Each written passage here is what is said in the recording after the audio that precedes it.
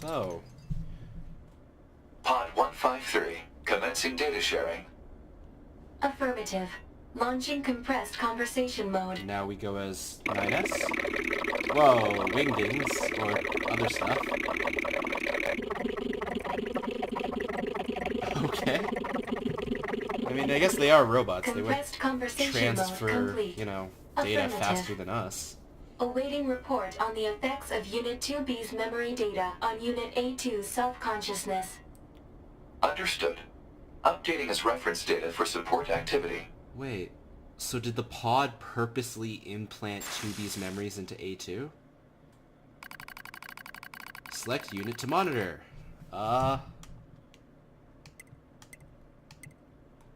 Is this the same thing as last time? I mean, it looks like time has passed. Do I just go A2 again?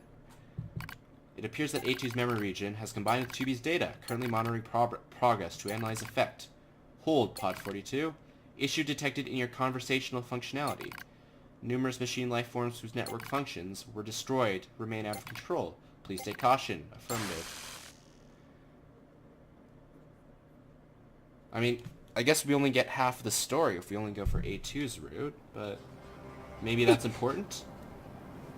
I imagine this is how you get A2. one ending, is you only do A2 Analysis. stuff. Your high unit A2 was restarted 5 minutes and 42 seconds ago. The cause was excessive strain due to battle against a large machine life form. Looks like there's more enemies this way. Goddamn sand is starting to piss me off.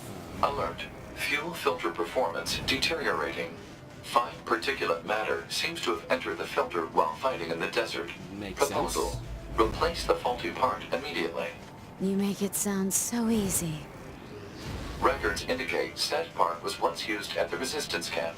The resistance camp. I guess we can go there. Are they gonna let us teleport? I know network transfer to the bunker is super offline. Oh, we have an inbox. A2's inbox. Oh, just scheduled correspondence. Stuff we've already seen. Okay. Yeah, bunker's gone. We can transport to the resistance camp. Although it looks like it wants us just outside the resistance camp, so... I'll go here first. We can afford to walk 30 seconds, guys. Come on. Walking's good for you, right? It, keeps you fit. Or I guess these are all robots, so they don't need to keep fit. Because they're just built that way. I don't know, man. Hey, Moose. That Moose has been chilling here the whole time, hasn't he? What a cool bro. Just chilling here despite the destruction of humanity. Yeah, let's see if I can dodge these slow-moving projectiles. And Spear Guy. Nah, I don't want to deal with Spear Guy. Get out of here, Spear Guy. I have better things to do than get attacked by your stuff.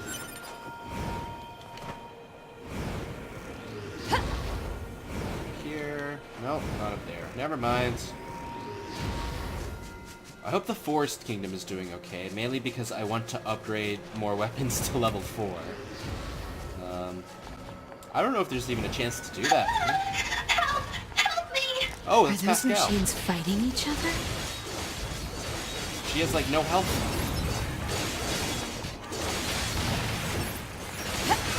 Oh, I didn't want to fight the moose. Oh, well, I guess we're fighting the moose. Might as well finish you off. Thank you so much for saving me. I'm dealing with the moose, lady. Give me a second. Here we go. What were you doing here? You're a machine too. Wait, please. I have no intention of harming you.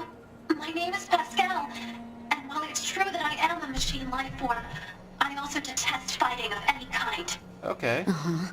And machines don't have souls. They're just murder bots with a fancy name. They killed so many of us.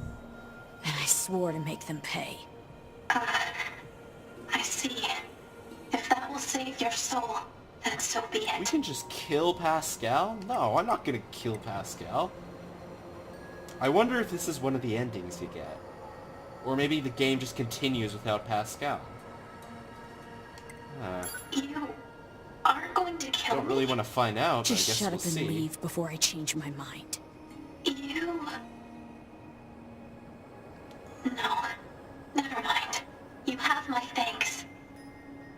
gonna say we look a little similar to another android she met. Because, yeah, we got the short hair going on now, just like 2B, so... Oh! Most of the resistance camp is still here. You guys are alive. Must have been tough for you, Yorha. Now we've got no bunker and we can't replenish our bodies. So if we die, there's no more recovery. If you die now, it's the end, so I'd recommend saving as much as possible. Well, we haven't had too much of a problem with dying, so... we died as 9S when I decided to just give up at that one point, but... and I can't hack it because I'm not... God damn it, okay. Man, a lot of stuff I missed as 9S. Oh well. Let's see... Shop? Fuel filter? I'm a weapons trader. What are you asking me for? Try the supply trader. No, I wanna... Oh, okay. Well, I wanted to trade with him for stuff. You're the supply trader. Sorry, I'm all out of fuel filters. Have to ask Anemone when new stock is gonna arrive. You're alive. Good to see Anemone. Number 2, you're still alive. Sorry I haven't been in touch, Anemone. You survived. That's all that matters. Though I fear that all of your fighting companions are long gone. I had to kill number 21 with my own hands. I'm sorry. No, it's... Oh, that's right. Did you know there was a Yorha member here named 2B that looked just like you? She's dead. What? 2B is dead. I killed her. She was infected with a logic virus. Oh. Well, please make yourself at home in our camp. I'll have someone show you around. Not necessary. Her memories are contained in this sword. I see. You can go ahead and use your old room then. I'm in charge of the camp here. I'll make sure to tell everyone about you. Hey, Anemone, got a question for you. Any chance you could spare a fuel filter? A fuel filter? I'm afraid our supply recently ran out. Pascal makes them for us, so you could go pick one up directly if you'd like. Pascal? You know him? You trade with the enemy? His village is different. They've never caused us any harm. No way. Forget it. This may be hard to understand, but we forged an alliance and trade materials when the need arises. We can't be picky about how we reach our goals around here. And besides, we aren't so far gone that we kill machine life forms after they surrender. Yeah, but, you know, I'm A2, and I kill babies, so... You've changed, number 2. The way you talk and act is completely different from how you were in the past. And you've become a true leader. I'm nothing compared to Rose. Who is Rose? What are those? Actually, well, the record's stored on that external drive. I thought I should preserve memories of the time we fought together. And I also think you have a right to see them. You and I must never forget. I know. Time to look at those drives, I guess, right? Select a file. Yorha Pearl Harbor Descent Personal Record Part 1. Okay. And are these gonna be cutscenes? Oh, okay, let me grab a drink of water first. My name is Anemone, and I lead the android resistance. This is a record of the battles I've experienced, and my losses. I leave it here as a warning to myself. The machine lifeform attack lands far too close for comfort. I smell an acrid odor and know that some of my hair has been singed off. Anemone, retreat for now, that's an order. That's my captain, Rose. I obey her without hesitation, running from the front as soon as I take out a few nearby enemies, feet flying beneath me. I leap into the hastily built trench where my resistance comrades are gathered. How many battles is this now? The same sights and sounds, the same struggle of attrition. My resistance forces play the same war on repeat with no end in sight. I don't even remember why we're fighting anymore, but I must continue regardless.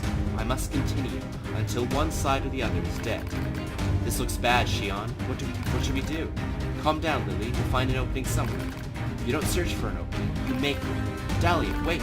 I grab Dahlia's arm before she can flee the trench and turn to Rose.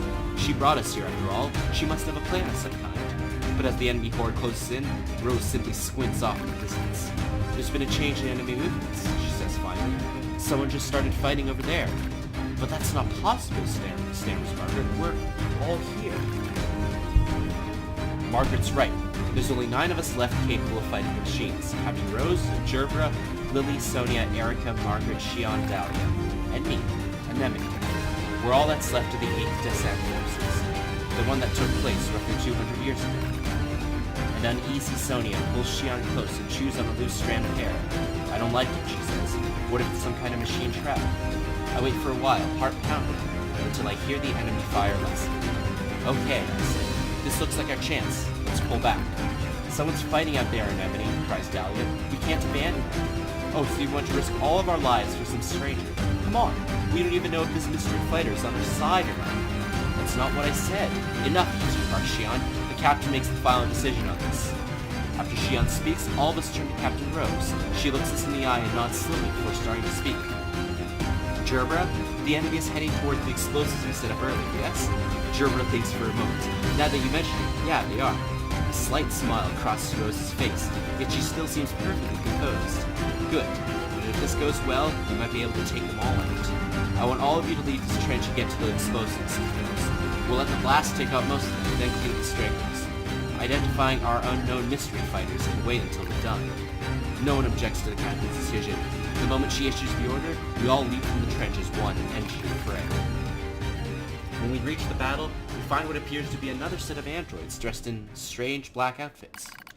Before they even know what's happening, we detonate the explosives, kill the remaining machines, and turn our guns in their direction. All right, I say to the strangers, start talking. Easy, says one of the mystery androids. We're on your side. We're new models rolled out as part of something called Project Yorha. Really? We haven't heard anything about new models. I probably speak with more bluster than necessary, but I have to make sure they're actually on our side. I don't think they're lying necessarily, but I can't read their expressions thanks to the giant goggles they wear. And frankly, a little caution never goes amiss in the middle of a war. We learned that the 4 androids refer to each other as number 2, number 4, number 16, and number 21. They also aren't in a hurry to share much more. So they're not calling themselves A2, A4, A16, etc. yet. They're just calling them number 2. I guess this is before they even had letter designations in the first place. Our mission is top secret, one of them says. That's why you haven't heard about us yet. I slowly draw my knife in an attempt to gauge their reaction. So in other words, no one will know any better if I kill you right now? Stand down, Anemone, says Rose softly. No, she's right. We've all seen how quickly the enemy is evolving. Who's to say these 4 aren't machines that just look human? My companions nod in agreement. This damn war has made us all suspicious. One of the strangers, number 16 I believe, draws a long knife from its sheath. If it's a fight you want, she says, I'm happy to give it to you. Before I can respond, Dahlia leaps in front of me with her weapon at the ready. This is it. We're going to fight. But just before the battle can erupt, the android called number 2 steps forward. Wait, she says. There used to be 16 of us, says number 2, but the others died during the descent. We're isolated and alone out here. Reinforcements aren't coming, and that means we have to finish this mission with the soldiers we have left. We don't need more enemies right now. What we need is allies. She finishes this speech with a soft sigh, as if trying and failing to hold her emotions in check. I know that sort of voice. It's the voice of someone who still has hope, despite all the odds.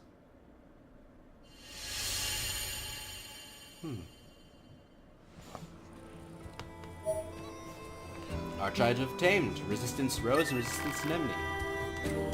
Do you guys want to keep on going with this? I mean, how about this? If you guys don't really like storytime reading with Jonathan, I could put all the stuff after this in another episode or something, but we'll keep on going with this since, you know, I'm sure a few of you are just as interested as I am in what the hell happened to make A2 all angsty and hot topic-y, and I hate my dad-ish as she is right now. I mean, I don't think I'm gonna give out, but I think my voice definitely is.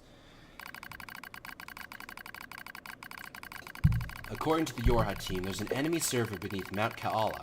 If we can take it out, we might finally gain some ground in this endless war. But in order for that to happen, we need to work together. After a bit of thought, the Rose decides to throw in with the new models. It's a relationship that changes as time goes on. What are you doing, Dahlia? Just showing this idiot how weak she is, replies wounded Dahlia. Ha, wheezes her opponent, number 16. You're obviously outmatched. The two of them are taking turns hitting each other.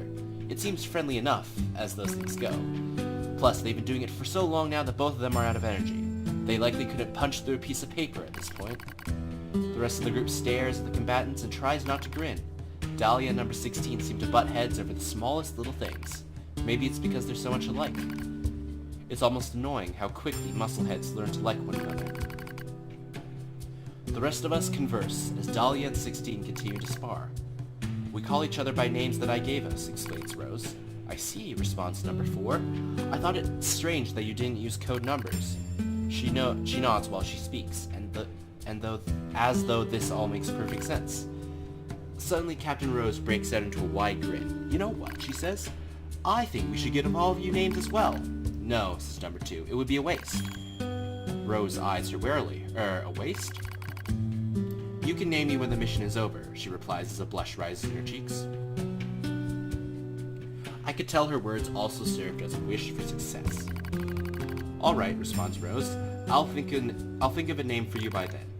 She knows this is a fleeting promise, as most such things are, but it doesn't matter. Already I can see us growing closer to the Yorha team. Still don't know what Yorha stands for, and it's been, what, 2 playthroughs, right? Well, my friends are growing close to them at least. You're all being careless, I state, much louder than I intend. Luckily, the others either don't hear or decide to ignore it. Don't get me wrong, I'm not about to go against the captain's judgment. But that doesn't mean I'm just ready to lie down and trust our new friends.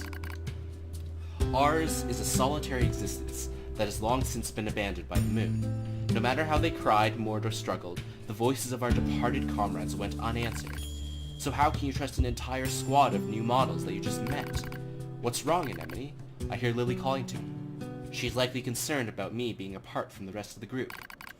Nothing, I begin. I'm fine.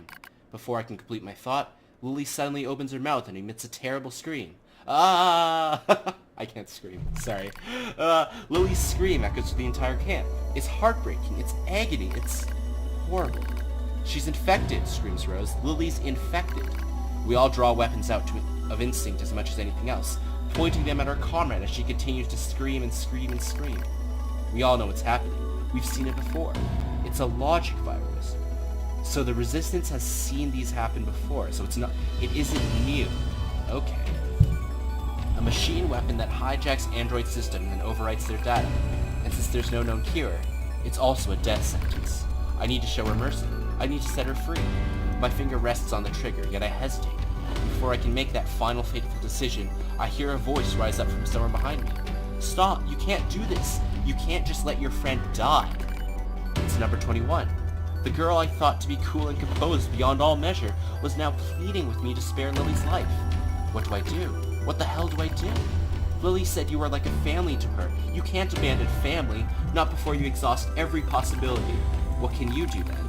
I'll use my power to erase the virus. That's impossible. Rose spat out what we were all thinking, but before we can act, Lily starts to send nearby comrades flying with impossible strength. I've seen infected androids before. I knew how much damage they can do once the virus turns off their limiters. They'll fight and fight until they're utterly destroyed. Dahlia and number 16 rush into the fray, trying to suppress their former friend, but she swats them away like flies. How many of us have been infected now? How many friends have I been forced to put down? The heart I'm not supposed to have aches with the thought.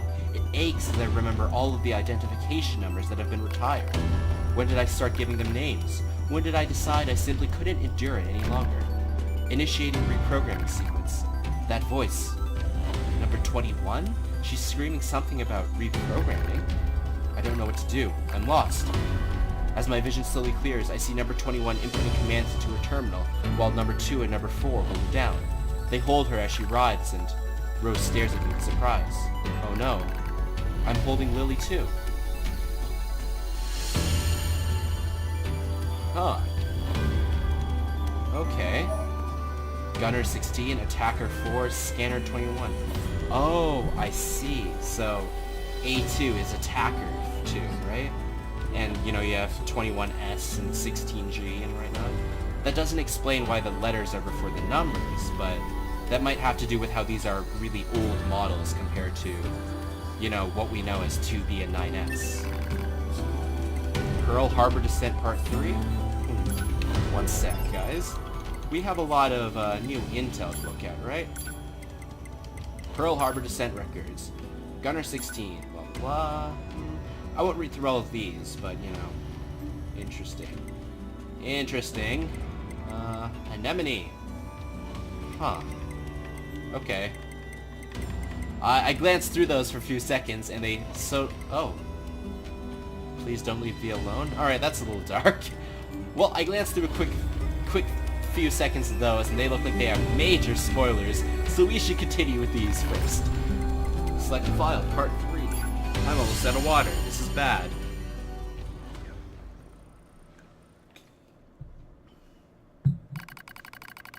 "14th Machine War, Pearl Harbor Descent. The name of the mission entrusted to the Yorha soldiers. Was there ever such furious gunfire? Such bombings that continued without pause? Our target is the machine server under Mount Kaala, and our situation is dire. We need reinforcement. Requesting deployment at once." Number 2 speaks quickly, calmly, which is all the more remarkable considering the hostile army closing in on our position. But the command center and the orbiting satellite informs us no reinforcements will be forthcoming. We are abandoned. We are alone. It's so easy to do from up there, from the satellite, from the moon. I'll do whatever is necessary, says the leader with a smile. They saved Lily from the logic virus, so it is possible to hack through people and make them immune, I guess. Dahlia and Margaret quickly nod in agreement, as does number 16. They decided to join the rear guard, staying behind to be our shield, even though it comes at the cost of their own lives. Regardless, they all agreed without hesitation. For we in the vanguard will be joining them in death soon enough. Without another word, we turn our backs on each other and take up positions. We know this is the end. Dahlia and the others will buy us time to reach the gate at Kaala's peak. Beyond that lies an elevator, and beyond that is the server. If we can destroy it, we'll do a devastating blow to machine life forms throughout the Pacific region. But as I notice number 21 scowling at the elevator, I start to have a bad feeling about the final stage of our mission. "Go on," she says. "I've got this." We crowd into the elevator. She begins hacking the terminal. She doesn't need to tell us what's happening. It's clear that the elevator won't descend all the way to the server unless someone stays behind the controller. Enemies incoming. They're almost on us. As I speak, I suddenly find myself leaping from the elevator and taking up a position at number 21's side. Almost as if my body is under my control. Something is wrong. Something... "I'll back up number 21, I cry. "The rest of you take out that server." The doors close on my friends. The last thing I see is the face of my captain, Rose. She looks concerned.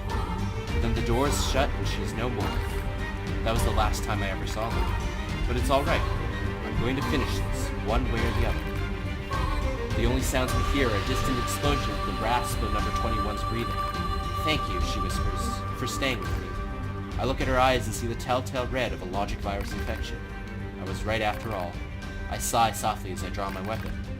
I've seen comrades infected before. That's why I couldn't leave her to die alone.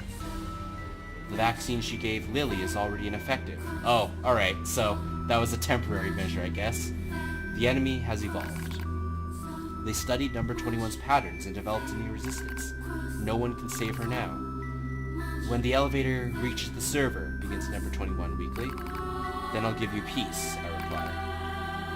The elevator moves ever lower, creating a countdown to number 21's life. How much time has passed? How much could possibly be left? I mean, I didn't mention it before, but it's very nice how the music syncs up with what area of text we are, you know, and it does it really seamlessly, you know? You don't really hear an audio track cutting off and then another one starting up. We have different layers within the audio track turning off and on, but the total track is still going. That's really cool. Sorry, let's continue. Too long to wait, yet not long enough for regret. A massive explosion echoes in the distance as the hall slowly shakes. It is the final act of Lily and the others in the rear guard. They just overloaded their own fusion reactors. The sound of our comrades' demise slowly fades from our ears. As it does, number 21 reaches up and slowly removes her goggles. "I'm glad I got to meet you," she says. Her eyes are so red. But not completely. There's still a little of herself left. And while it is, "Don't worry," I say. "I'll be with you soon." She smiles as my words reach her ears. As soon as the elevator touches down, I fire a bullet into number 21's brain. I watch the thing that used to be her tumble to the ground. I stare at the gun I hold in trembling hands. I press it to my temple. This will end it all. The war. My meaningless existence. All of it. It will finally be over. Unforgivable. Unforgivable. Unforgivable. Unforgivable. Unforgivable. Your comrades sacrifice themselves and fight to the last breath. They feel suffering. They feel sadness. They feel pain and terror. And yet you would surrender now? Unforgivable. The voice is a battlefield curse, telling those who survive to see their mission through no matter what. It is another me, crying out. I scream at the top of my lungs and race down the hall. I'll show you. If you're going to push me, I'll show you. You'll only be satisfied if it ends with more killing. I leap into the fray with weapons in both hands. Here I am. Here I am. Kill me! As I scream, an explosion suddenly rises up and sweeps everything away. A soft wind touches my cheek. I smell fire. I smell ash. The explosion in the server room was powerful enough to take out Mount Kaala itself, reducing the once proud summit to a smoking crater. The machines immediately dropped to the ground and stopped moving. I look out over the scorched earth. Lily, number 16, Rose, number 2? Are any of you? I am the only one left. The only one. I was alive because I had been afraid to die. I begin to giggle. It's a mad thing, crazed even to my own ears. I'll join you soon. You promised to join her soon. How could have I had said such vain, laughable words? Such lies. I laugh.